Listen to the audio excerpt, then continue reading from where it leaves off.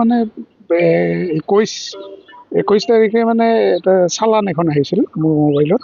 চাই দেখোঁ যে স্কুটি এখনত আৰু মানে ফটোটো আছে চালানখনত স্কুটিৰ, কিন্তু চালানখন মানে আহিছে মোৰ গাড়ীৰ নাম্বাৰত, 4 চকীয়া মোৰ বিলেনো কাৰ হয়।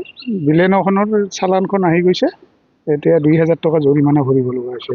ঘটনাটো তেওঁলোকে পাৰ্কিং মানে হেৰি কৰিছে, পাৰ্কিং ফিজ চালান কাটিছে, কিন্তু মোৰ গাড়ী আছে শ্ব'ৰুমত, কিন্তু তেওঁলোকে গুৱাহাটী পাণ বজাৰৰ পৰা মানে পাৰ্কিঙৰ জৰিমনা 2000 টকা মোৰ ইয়াতে চালান কাটি পঠিয়াই দিছে। আপোনাৰ গাড়ীখন বৰ্তমান কোন শ্ব'ৰুমত আছে? মাৰুতি শ্ব'ৰুমত আছে। মাৰুতি শ্ব'ৰুম বঙাইগাঁও মাৰুতি শ্ব'ৰুম আছে, কিন্তু এই যিটো ফাইন কাটিছে গুৱাহাটীৰ পৰা আহিছে। হয়, গুৱাহাটীৰ পৰা আহিছে।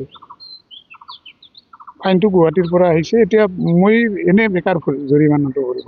ফটো আছে চালানত, এখন হেৰি স্কুটিৰ ফটো আছে, আৰু কিন্তু চালানখন আহিছে মোৰ গাড়ীৰ নাম্বাৰত। এই সমস্যাটো সমাধানৰ কাৰণে আপুনি কাৰ লগত যোগাযোগ কৰিলে কেনেধৰণৰ সমাধান হ'ল? মই সমস্যাটো সমাধানৰ কাৰণে মই একচুৱেলি DTO অফিচতো বঙাইগাঁও গৈছিলোঁ, তাতো নহ'ল। অনলাইন কৰিব খুজিছিলোঁ, তেওঁলোকেও নাপাৰিব বুলি কৈছে। লাষ্টত মই আৰু আপোনালোকৰ মিডিয়াৰ মানে সহায় ল'ব লগা হৈছে। এতিয়া মিডিয়াৰ জৰিয়তে বস্তুটো ঘোষণা কৰি দিলে যাতে মই এই ফাইনটোৰ পৰা মুক্ত হ'ব পাৰোঁ, তাৰ কাৰণে মই আপোনালোকক মানে কিছু আৰক্ষী বিষয়া আছে বা পৰিবহণ বিষয়াৰ লগতে যিসকলৰ বিশেষকৈ দায়িত্বহীনতাৰ বাবে এনেধৰণৰ ঘটনা সংঘটিত হয় নেকি? তেনেকুৱাই হৈছে। তেওঁলোকে ইমান এটা ভুল কৰিছে, ফটোখন আছে স্কুটিৰ, কিন্তু মোৰ 4 চকীয়া বাহনখনত চালান কাটি তেওঁলোকে জৰিমনা কৰিছে। এইটো নিশ্চয় তেওঁলোকৰ গাফালতিৰ ফলত হৈছে। তেওঁলোকেতো চাব লাগিছিলে LMV বাহন এখন, 4 চকীয়া বাহন, আৰু ফটোটো আছে স্কুটিৰ।